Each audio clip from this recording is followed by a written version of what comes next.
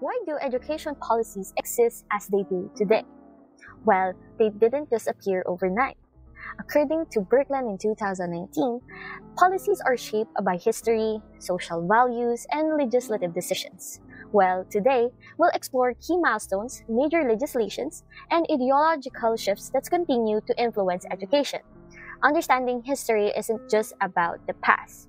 It's crucial for shaping the future. Today, we will talk about a little breakdown of the content.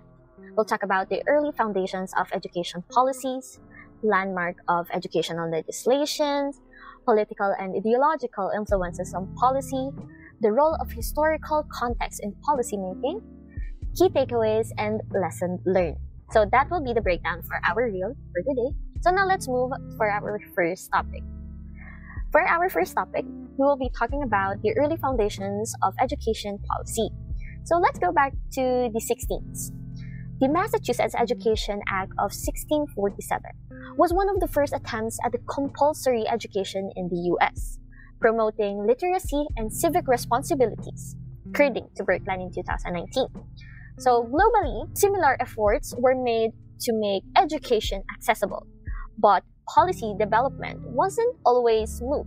It evolved from rigid, top-down approaches to more participatory models, according to Lindblom in 1936. Who decides what's best for the students?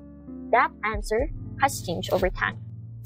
Now, let's move on to the next topic, landmark educational legislation. Fast forward to the 20th century. So, where landmark laws reshape education, the Elementary and Secondary Education Act, or the ESEA, of 1965 bridged educational gaps by providing federal funding for low-income schools, according to Rennie, 1998. Then, the Individuals with Disabilities Education Act, or the IDEA, of 1975 ensured students with disabilities had access to education. That's according to Stack Path. So these were just laws. They changed lives. Imagine education today without them. So now let's move ahead to our next topic, political and ideological influences on policy. So education policies is deeply political. Some leaders push for public school reforms, while others advocate for school choice. Progressive movements favor federal oversights for equal opportunities, while conservative approaches lean toward privatization. So that is according to Birkeland in 2019. So these shifts influence funding, curriculum, and accessibility. So what do you think? Should government have more or less control over education?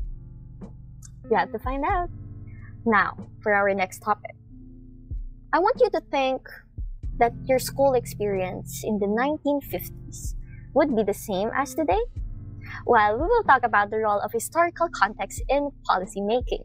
So according to Lindblom in 1986, that issues like segregation, funding disparities, and curriculum debates have deep historical roots. Well, according to Brown v. Board of Education in 1954, ended legal segregation, but funding inequalities still persists, according to Stack Path.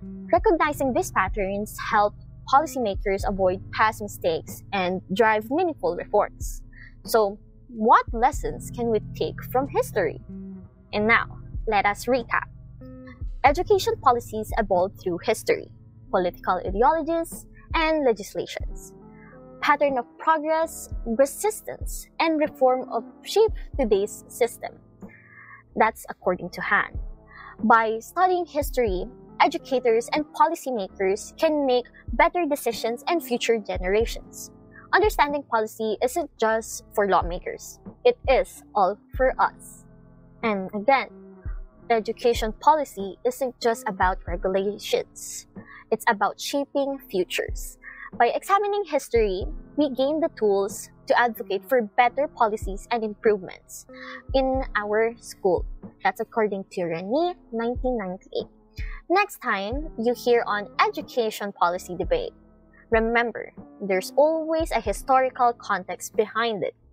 Let's use these lessons to create a fair and an effective education system for all.